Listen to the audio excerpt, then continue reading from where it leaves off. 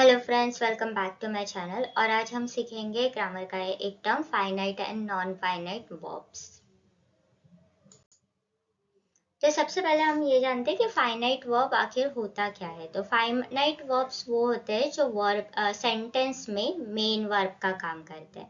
मतलब एक्शन जो है वो इन वर्ब से डिनोट होता है। तो जैसे एग्जांपल ले ले, आई ईट आइसक्रीम। तो मैं आइसक्रीम खा रही हूँ। तो फिर यहाँ पे ईट क्या है, एक्शन बता रहे हैं उस सेंटेंस का, कि उस सेंटेंस में क्या एक्शन हो रही है, खाने की एक्शन हो रही है। तो वो ईट से डिनोट होता है। एक और आइडेंटिफायर है फाइनाइट वर्ब का, कि वो सब्जेक्ट और टेंस के हिसाब से चेंज होते हैं। तो जैसे अगर आप यहाँ पे example low, he eats ice cream, तो यहाँ पे एस लगा, यहाँ पे एस नहीं था, यहाँ पे लगा। तो फिर यहाँ पे बिकॉज हम लोगों ने ही यूज किया तो यहाँ पे एस लगा, सब्जेक्ट के हिसाब से वो चेंज हो गया। तो फिर वो फाइनाइट वर्ब है। और फिर यहाँ पे आप सेकेंड एग्जांपल ले लो, ही इज ईटिंग आइसक्रीम।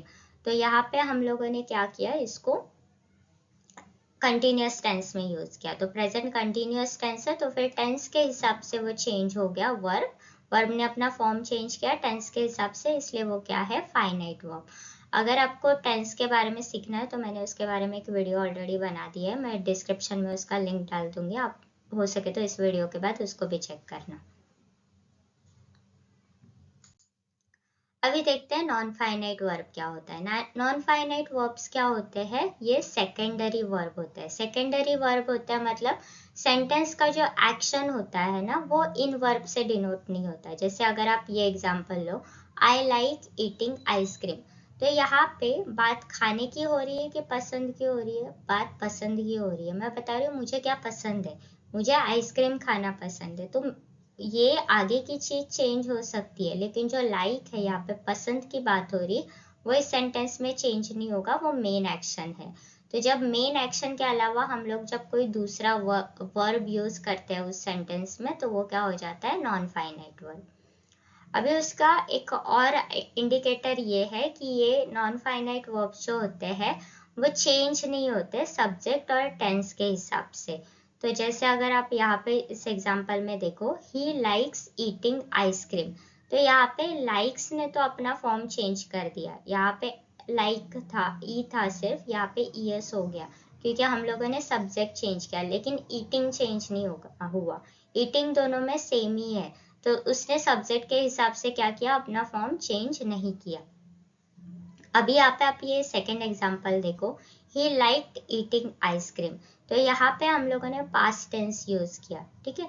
तो पास्ट टेंस के हिसाब से लाइक ने अपना फॉर्म चेंज किया, लेकिन ईटिंग ने अपना फॉर्म चेंज नहीं किया।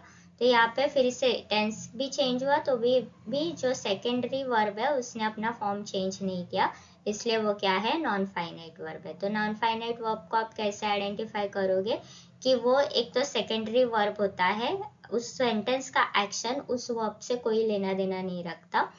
फिर सेकेंडली वो सब्जेक्ट और टेंस के हिसाब से अपना फॉर्म जो है, अपना जो टाइप है, अपना जो उसका वो जैसे दिखता है, या उसका जो स्पेशलिटी है, उसकी जो क्वालिटी है, वो चेंज नहीं करता।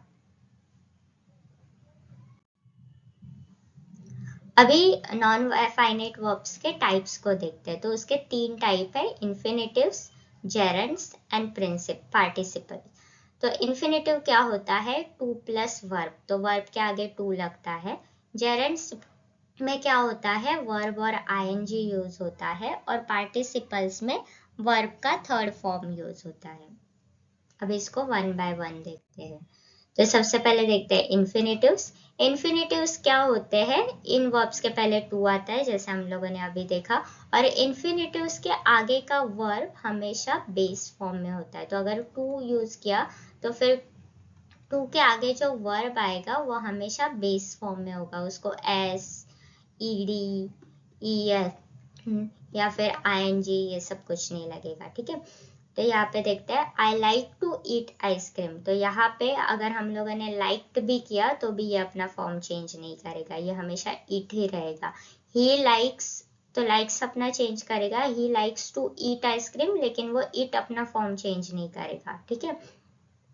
और अगेन यहाँ पे लाइक की बात हो रही, पसंद की बात हो रही, खाने की बात नहीं हो रही। अभी ये सेंटेंस में आप मुझे बताओ, I gave her a book to give to her sister. तो यहाँ पे इन्फिनेटिव क्या है? यहाँ पे इन्फिनेटिव है टू गिव। काफी स्कूल्स में ये बताते हैं कि अगर टू है तो फिर टू के आगे वाले इसको आप मार्क कर दो, लेकिन ऐसा जरूरी नहीं है, क्योंकि अगर आप यहाँ पे देखो टू हर, तो अगर आपने यहाँ पे टू हर किया तो फिर वो रॉन्ग हो जाएगा, क्योंकि हर क्या है? वर्ब नहीं है। तो आपको इस पे ध्यान देना है कि टू के आगे कुछ भी हो सकता है, एडजेक्टिव हो सकता है, एडवर्ब आ सकता है, कुछ भी आ सकता है, लेकिन आपको ध्यान देना है कि वो वर्ब ही होना चाहिए। तो I gave her book to give to her sister, तो यहाँ पे टू गिव जो है वो इन्फिनेटिव आएगा, टू हर इन्फिनेटिव नहीं आएगा, क्योंकि इवन दो यहाँ पे टू है लेकिन हर क्या है? प्रोनाउन है, ठीक है। और यहाँ पे गिव क्या है? वर्ब है। तो फिर इन्फिनेटिव्स कब यूज होता है, कैसे आइडेंटिफाई करोगे कि उसको टू लगता है और उसके आगे का वर्ब भी होता है, और वो हमेशा बेस फॉर्म में होता है, मतलब उसको S E D E N I N G सब नहीं लगेगा। अभी नेक्स्ट है जेरंड।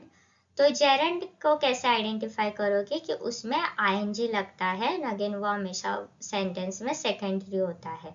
तो I like napping in the afternoon, तो मुझे क्या है? दोपहर को सोना पसंद है। तो यहाँ पे ही भी यूज करेंगे तो लाइक्स चेंज होगा। अगर यहाँ पे टेंस चेंज करेंगे तो लाइक्ड हो जाएगा, तो he liked napping in the afternoon. Napping अपना फॉर्म चेंज नहीं करेगा, एंड बिकॉज उसको आईएनजी लगा है तो फिर क्या होगा? वो जेरंड होगा। अगर ऐसा सेंटेंस है, I am liking swimming in afternoon, अगर कभी ऐसा सेंटेंस आया सपोज, तो यहाँ पे बात लाइकिंग मेन वर्ब है, ठीक है, क्योंकि यहाँ पे पसंद की बात हो रही है कि मुझे क्या करना पसंद है, तो फिर मुझे स्विमिंग करना पसंद है, तो वो क्या है? ये है सेकेंडरी वर्ब, तो ये आपका जेरंड होगा, ठीक है, ये वाला नहीं होगा। तो इसमें थोड़ा ध्यान रखना, सेंटेंस के मीनिंग पे ध्यान देना कि किसकी बात हो रही है। सेंटेंस में स्विमिंग की बात नहीं हो रही ना, बात अपनी पसंद की हो रही है। अभी आखिरी वाला है पार्टिसिपल। तो ये थर्ड फॉर्म में आता है हमेशा, जैसे I met my retired teacher today. तो यहाँ पे मेट भी वर्ब है और रिटायर्ड भी वर्ब है, और मेट पास्ट में है, रिटायर्ड भी पास्ट में उसका थर्ड फॉर्म में है, ठीक है। लेकिन यहाँ पे मेन वर्ब क्या है? मेट है, कि मैं किसी को मिली।